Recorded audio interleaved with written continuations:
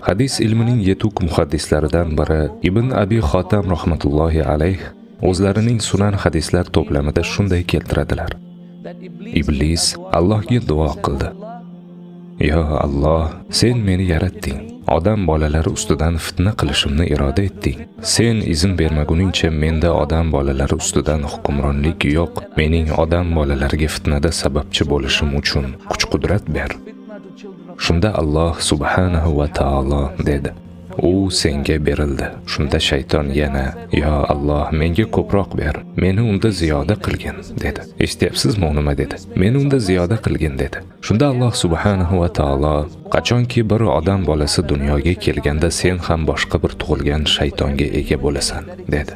Bu shuni anglatadiki, bu dunyoda har bir odam bolasi uchun boshqa bir shayton ham paydo bo'ladi. Alloh subhanahu va taoloning shaytonning ko'payishiga bu dunyoda tug'ilgan har bir inson bolasi uchun borliqda bir shayton ham paydo bo'lishiga izn berdi. So'ngra shayton yana: Yo Alloh, menga yanada ziyoda qilgin dedi.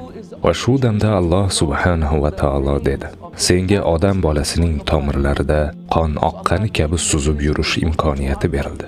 Shunday qilib Alloh subhanahu va taolo unga bizning tanamizga kirish, vasvasa qilish va bizning aql idrokimiz bilan o'ynashish qobiliyatini berdi. Xuddi bizning chuqur o'ylarimizdek ongimizda bildirmasdan bizga ovozlar qila oladi. Biroq aslida u shayton. O'zining eng yomon va eng yovuz so'zlarini ongimizga singdiradi va quloqlarimizga shivirlaydi. So'ngra shayton yana dedi: Yo Alloh, yanada ko'proq, bundan-da ko'prog'ini ber. Va shunda Alloh subhanahu va taolo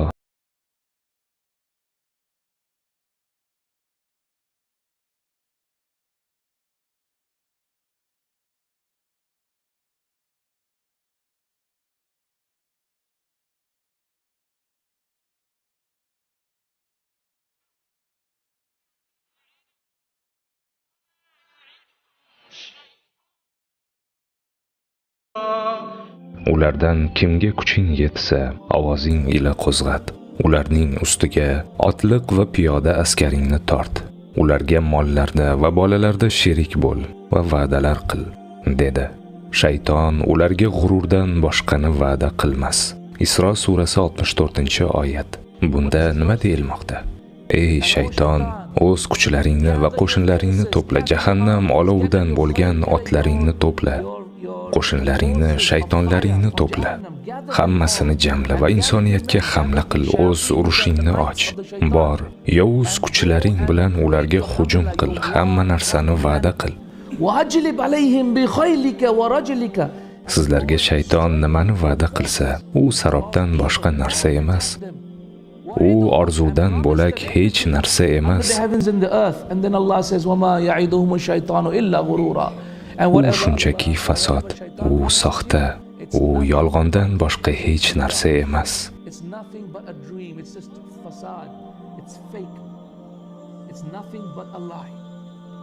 So'ngra buning davomida aytiladiki, Odam alayhissalom iblisning bu duosini eshitdi va u Alloh subhanahu va taoloning huzuriga kelib dedi: Yo Robbim, sen shaytonga mening ustimdan bunchalik ko'p kuch-qudrat va hokimiyat berding. Endi menga nima berasan yo Alloh, menga ham nimadir ber. Shunda Alloh subhanahu va taolo dedi: Men senga bitta emas, ikkita farishta yubormagunimcha farzanding bu dunyoda tug'ilmaydi. Bitta emas, ikkita farishta. Bitta shayton, ammo ikkita farishta. Ular doimo shaytonning yovuzligidan himoya qiladi. Shuning uchun Alloh subhanahu va taolo Qur'oni Karimda shunday marhamat qiladi: lahu mu'aqqibatun min bayni yadayhi va min khalfihi yahfazunahu min amrillah. Bunda nima deyilmoqda? Ikkita almashinuvchi farishtalar, biri old tarafda, biri orqa tarafda Allohning buyrug'i ila uni asraydi. Bu nimani anglatadi? Ya'ni biz bilan birga doim 5 ta farishta bor. Shayton bitta dushman, ammo bizda har doim 5 ta farishta bor. Ikkitasi, ya'ni biri o'ngda, biri chapda yaxshi amallarimizni va yomon amallarimizni yozishga va keyingi ikkitasi bizni oldi va orqa tomondan himoya qilish uchun va ular ham almashinishadi. Va 5-inchisi esa yaxshilik qil, yaxshiliklarni so'zla, subhanalloh, alhamdulillah, la ilaha illalloh deya aytgin deya shivirlab turadi. 5 ta farishta. Allohu akbar. Shunda Odam alayhissalom xursand bo'ldi va yo Alloh, menga yanada ziyoda qilgin dedi. Shunda Alloh subhanahu va taolo unga shunday marhamat qildi: har bir qilgan yomon amaling uchun uning o'zini yozaman yoki uni o'chirib yuboraman, lekin har bir yaxshi amaling uchun 10 ta yaxshilik, hasanot yozaman. Shundan so'ng u xursand bo'ldi va yo Alloh, menga yanada ziyoda qilgin dedi. Shunda Alloh subhanahu va taolo dediki: men senga va'da beramanki, ruh tanani tark etgunicha mening mag'firatim eshiklari doim ochiqdir. Bu shuni anglatadiki, ruh tanada ekan, Allohning tavba eshiklari doimo ochiqdir. Shayton 4 marta so'ragan edi-ku. Shunday qilib bizning otamiz Odam alayhissalom ham 4-marta so'radi: "Ya Robbim, menga bundan-da ziyoda qilgin." Va Alloh subhanahu va taolo marhamat qildi. Qul ya ibadiyallazina asrafu ala anfusihim la taqnatu min rahmatillah. Sen mening tarafimdan, ey o'z jonlariga isrof, javr qilgan bandalarim, Allohning rahmatidan noumid bo'lmang. Ya'ni hech qachon noumid bo'lmang. Aslo. Alloh bizni naqadar yaxshi ko'rishi haqida umuman shubhaga bormang.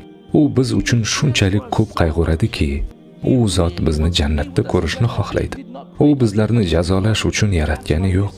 Shuning uchun bu oyat Qur'oni Karimdagi eng ulug' oyatlardan biridir. Ba'zi ulamolar aytadilarki, oyatlarning eng buyugi Oyatul Kursi. Boshqa birlari esa Alloh subhanahu va taolo haqidagi eng buyuk oyat qaysi ekaniga Ixlos surasi deyshadi, to'g'rimi? Va so'ngra ular aytishadiki, baxt, saodat, umidvorlik uchun eng buyuk oyat qaysi? Mana haqiqiy baxt, saodat, umidvorlik oyati. Qul ya ibadiyallazina asrafu ala anfusihim la taqnatu. Sen mening tarafimdan, ey o'z jonlariga isrof, javr qilgan bandalarim, Allohning rahmatidan noumid bo'lmang. Albatta Alloh barcha gunohlarni mag'firat etar. Alloh subhanahu va taolo sizning barcha gunohlaringizni kechiradi. Alloh taolo kechirishni sevadi. Sizning o'tmishdagi, kelajakdagi va hozirdagi har bir gunohingizni kechiradi.